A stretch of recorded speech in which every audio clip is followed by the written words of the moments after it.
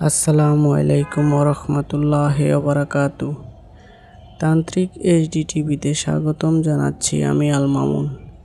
প্রিয় ভিউয়ার্স, আপনাদের অনুরোধে আবারও চলে আসলাম নতুন আরেকটি বিষয় নিয়ে। আজ যে বিষয়টি নিয়ে এসেছি সেটি হচ্ছে স্বামী স্ত্রীর মিল মহাব্বতের জন্য, অর্থাৎ স্বামী স্ত্রীর ভালোবাসা পয়দা করার জন্য এই নকশাটি দুর্দান্তভাবে কাজ করে। নকশাটি আগে একটু ভালো করে দেখে নিন আপনারা। স্বামী স্ত্রীর ভালোবাসা মিল মহাব্বতের জন্য এইটি এমনভাবে কাজ করবে যা আপনি বলে নিজেও বুঝতে পারবেন না বা নিজেও ভাষা খুঁজে পাবেন না। এই নকশাটি আপনি যখনই অঙ্কন করবেন সেই জায়গাটি আগে পাক পবিত্র হয়ে নেবেন। পাক পবিত্র হয়ে নিয়ে ওই জায়গাটিতে গোলাপ জল ছিটিয়ে এবং আগরবাতি জ্বালিয়ে নেবেন। জ্বালিয়ে নিয়ে কাজটি করা শুরু করবেন।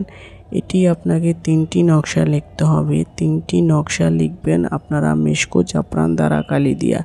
মেশকো জাফরান দ্বারা কালি দিয়া 3টি নকশা অঙ্কন করবেন। বলা বাহুল্য, যেখানে নিচে নাম লেখা আছে সেখানে উভয় পক্ষের নাম এবং উভয় পক্ষের মায়ের নাম। যদি আপনি ছেলে হয়ে থাকেন তাহলে আপনার নাম, আপনার বাবার নাম। যদি আপনি মেয়ে হয়ে থাকেন তাহলে আপনার মায়ের নাম এবং আপনার নাম অবশ্যই লিখতে হবে এবং স্বামী স্ত্রী দুজনের নামই অবশ্যই এখানে লিখতে হবে। সেই ক্ষেত্রে কিন্তু কোনোভাবেই ভুল করা যাবে না। যদি ভুল করেন তাহলে সেই ক্ষেত্রে কিন্তু কাজ হবে অন্যদের উপরে। তো সেদিকে অবশ্যই সতর্কতা অবলম্বন রেখে কাজ করবেন।